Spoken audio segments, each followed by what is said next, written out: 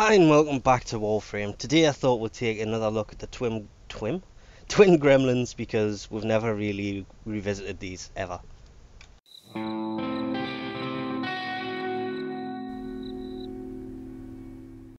These I think they still are obtainable from the Captain Vor / Krill combo boss on Phobos, and to be honest, they didn't need that much to be built. I wasn't really looking forward to them, but they are a really nice weapon.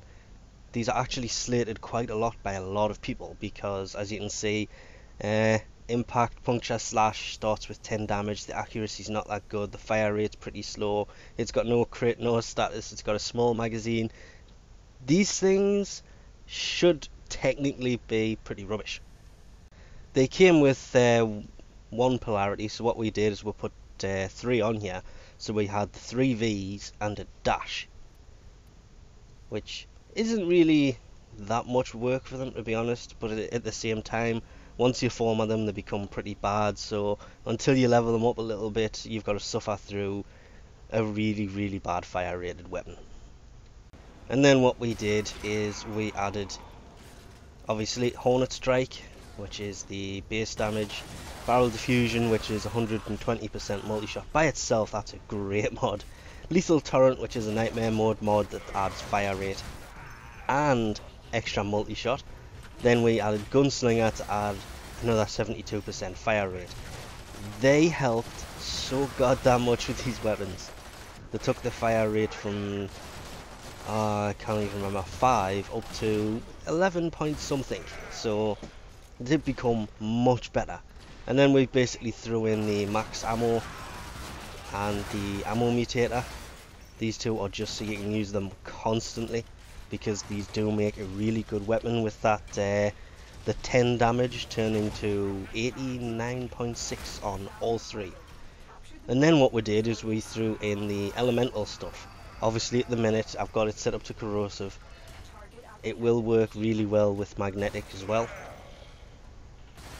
but this is 403 corrosive damage, and they actually fire so quick now with the lethal torrent and gunslinger mods in that it just makes up for it, to be honest.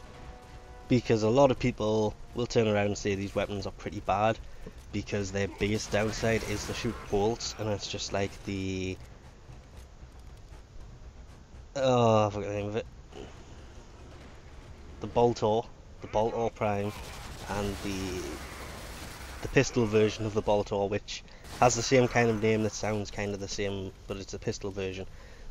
These are just like the AK Boltors, whatever. I don't remember what they're actually called. Where they'll shoot bolts, and it's the travel time on them that actually kind of ruins them. If you aim at an enemy and shoot them kind of running sideways, each and every round will miss. You've got to try and aim a little bit ahead of them because you have travel time on each round. But it's great fun when you actually hit an enemy and you see them sticking to walls.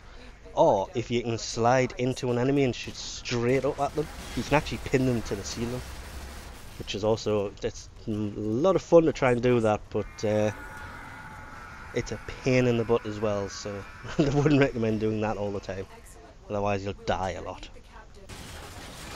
But even though these are a giant pain in the butt to get a hold of, because you've got to go do that boss on Phobos, and it's 2 bosses, it is still a really fun weapon to actually use, because it does a nice bit of damage. But unlike most bolt type weapons, it's not impact based, so it won't take the shields off as quickly. But with a little bit of work like we did, these things, they do a nice amount of damage and they are a lot of fun to use, but you definitely need that fire rate in there. So we'll leave this off here for now. Thanks for watching, and I'll catch you next time.